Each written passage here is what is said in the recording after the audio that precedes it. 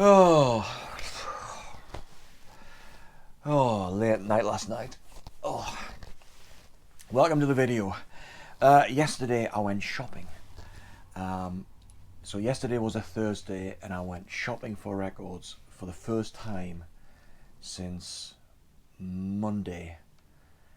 And that was the first time since the previous Saturday. But that was the first time for several months.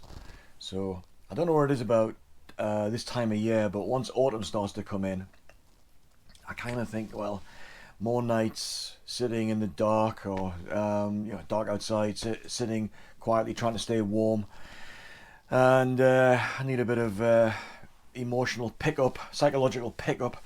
So I tend to buy a few records, and yesterday I decided to go to a local record shop. It's not my favourite record shop, and like most second-hand record shops, what it's got, it's it sort of standing up level. You've got all these these containers or whatever where you flip through the records like that, and they're all put in different genres and alphabetical and so on and so forth. And I find that most of the stuff that's sitting at the top level I've already got, or I don't want. And I might find a few things in maybe the jazz, because I'm still trying to convince myself that jazz is worth exploring ever more deeply. I'll do a video on jazz in due course. I'll eventually do it, but not now. But sitting below at level, and you sit on a little stool, a fold-away stool, is that he's got all these bins that sit all the way around the store, and everything's for like £2 or £1. So I always start there, and if I haven't got much of a hole there, I'll stand up and I'll start doing, see if I can find anything that more expensive nature. But I've been watching a few of these videos of people buying records, and I'm thinking, you paid $25 or £25 or $50 for that? I'm thinking, just crazy. So I never spend serious money. But anyway, this is what I bought yesterday. See what you think of this. I bought the first one, in no particular order, is by Ry Cooder, and it's a soundtrack called Alamo Bay. Now, this one I cleaned and played last night. Now, one of the really interesting things about Ry Cooder albums is that they almost always come like a plastic-lined inner. And I think it was like late 1970s Joni Mitchell and late 70s, early 80s Randy Newman, along with kind of Ry Cooder. I think it was Warner's and Reprise. They always put these like plastic-lined labels, inner sleeves in. And what that means is that the records are almost, they're almost always in great condition. Unless someone's been battering them. This cover's a little bit battered here and there, but the vinyl is absolutely brilliant, and it's a good album. I'll let you into a little secret. I might already have this somewhere else in the house, but I couldn't remember. But if you know Ry Cooder and you know Paris, Texas as his most famous soundtrack, there's plenty of that stuff on here. There's a couple of rock and roll numbers. He uses Jim Keltner on drums and percussion. And he's used them for years. I think Jim's now dead, some years ago now. But there's a track, second last track, it's called Search and Destroy. It's got this really scratchy slide guitar from Ry Cooder, kind of pretty low in the mix, and sitting above that is Keltner playing percussion. And it's really, really good. It's really interesting and musical.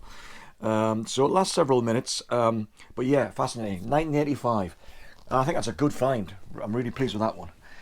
This one, you can see that one has got the £2 label still retained on it. Joe Cocker, With a Little Help from My Friends. Haven't got this. Definitely. It's on the Music for Pleasure label, which was the budget label from EMI, kicking around in the early 70s or right the way through the 70s, possibly a little bit earlier too. But I quite like Joe Cocker. Don't listen to him much these days. I liked him in the 80s and 90s. Used to buy up a few CDs and so on. But this has got the famous Beatles track With a Little Help from My Friends. Good selection on there. Haven't listened to it yet, but I'm sure it's pretty decent. Another Ry Cooder album. This one, Blue City. I had this I might still have it somewhere on cassette. I think I listened to it once and then was put off by an absolutely atrocious cover. Absolutely awful. Although lots of interesting details on the back there, but who's playing on what. I'm sure that's pretty good. That's going to get cleaned and played probably this weekend.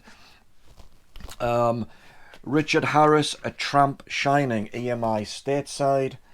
This is from the 60s. I only bought this because it's, what as it says here, written, arranged and produced by Jimmy Webb. So it's Jimmy Webb songs and it's got the famous MacArthur Park on it. I think I might have this one somewhere as well, but this is in pretty good nick. It'll clean up pretty well. Richard Harris, interesting, a little bit different. I'm really scraping the barrel here. Looks like this is a compilation. Looks like an American compilation, perhaps.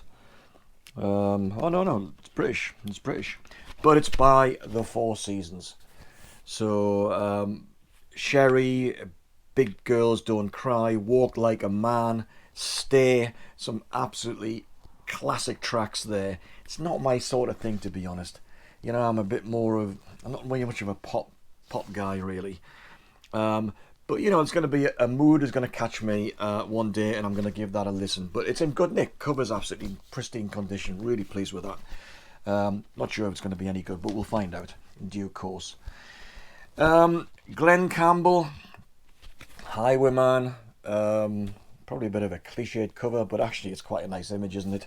Glenn Campbell, kind of redeemed amongst rock fans towards the end of his life in particular, but you know, classic, easy listening, country sort of guy, great songwriter, great guitarist apparently, and some of the stuff I've heard is genuinely very, very good. But yeah, Glenn Campbell, Highwayman, find out about that one. This is a bit of a story of the 1970s for me. Tavares, Sky High. Now, a lot of these, I only bought this because it says here, it contains the hits Heaven Must Be Missing an Angel, Don't Take Away the Music, the full-length versions. Now, this is on Capitol, but a lot of the stuff that was put out in the 70s in the soul stuff, I mean, right the way through from you know, the psychedelic period of the Temptations, Stevie Wonder, and lots of other bands that were, you know, second division in comparison to those absolute giants of soul. They did put out these singles that were immediately catchy, and they sold in their hundreds of thousands, if not millions. And they kind of, you know, I was a bit sniffy about it. I was a bit of a musical snob in those days. But when you go back to some of these 70s kind of soul albums, I think on Philadelphia label is the Philadelphia Sound. I should know what the label is. It doesn't matter, it slipped my mind. But you go back to that sort of stuff, and some of these like 8-minute versions of these pop hits that, you know, were played for 2.5, 3 minutes on the radio, they're really, really interesting, really good orchestrations and extended instrumental sections. Really, really good. So I'm quite optimistic about this one little bit. I wouldn't have touched that 20 or 30 years ago, but I reckon that could be quite entertaining. Something quite different. I've got 2 or 3 left, or 4 left I think here. Sunset Boulevard, the classic film scores of Franz Waxman. This is on RCA. This is kind of a well, it's obviously soundtrack but orchestral stuff, so a bit of a crossover into classical. But it's got what was it? The Birth of Frankenstein, A Place in the Sun, Rebecca, The Philadelphia Story, newly recorded by Charles Gerhardt National Philharmonic Orchestra. I'm sure that's going to be really good, and it's absolutely pristine condition as well. This one's quite different. I talked about jazz earlier. Couldn't ignore this one. Stefan Grappelli and Django Reinhardt. Double album, The Hot Club of France, Du Hot Club de France. Loads of undoubted classics of the genre. An acquired taste. Dip into that now and again, but that's in pretty good nick too. Couple left. Hang on. Well, there's one missing here. And The Shadows. The Shadows on the Columbia label. This is a reissue from the 70s on EMI's Fame. I heard somebody talk about the Shadows in the same way they talked about, I think it's the Ventures from America. You know, these guitar-based instrumental bands, California-based, I think. And I was always put off by the Shadows. Hank Marvin's from Newcastle, where I'm from, but he never seemed a proper Geordie to me. You know, young guy, went down to London, no doubt, hooked up with Cliff Richard, and the Shadows supported. But he's considered to be a really good guitarist, and you know, I think I'm going to listen to this probably once and think it's just too cheesy for me. And I think that's it, because there was another one which was an early Buddy Holly album. I'm not really a big fan of Buddy Holly either, but it's an early one, and I kind of like these old heavy vinyls with the you know, slightly battered cover that I can give a good clean on the old VAC machine and get some, you know, really kind of immediate kind of mono sound out of it. So I can't find that one. I've got this horrible feeling that I might have left it in the shop, but the shop's not far away, so I might go back and see if I can pick it up. That was only £2 as well. So anyway, that's what I've been shopping for yesterday. There you go. So hopefully a few there that, well, you can kind of see how I buy records and how I select records, and you can definitely understand from this particular video why I've got so many records that I've listened to once or not at all. So can you make a hand gesture like that these days? I don't know, but it's like, I don't know. There you go. Anyway, so that's the video for today. I'll get around to doing another one in due course. Thanks for watching. Ta-da. I went back to the shop and it was just sitting there on the shelf, untouched from yesterday, and here it is, Rave On by Buddy Holly. What attracts me to this one is a very famous Bruce Springsteen bootleg from 1978 from the Roxy in LA. He opened the set with Rave On, a really rambunctious version, really good. So I've kind of had a bit of a soft spot for that song ever since. Haven't got this though, so here we go. So it's supposed to be on the, well, MCA label. It's on the MCA label, and it says here stereo, so it's not an original, is it? So what do we got here? MCA. Here's the cover. Sorry, here's the label. Does it say stereo?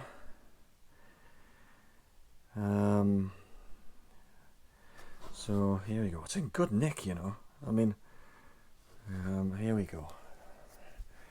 So there you go. There's the label. Somebody's got a sticker on it. I'm not worried about that so much. So what do we got?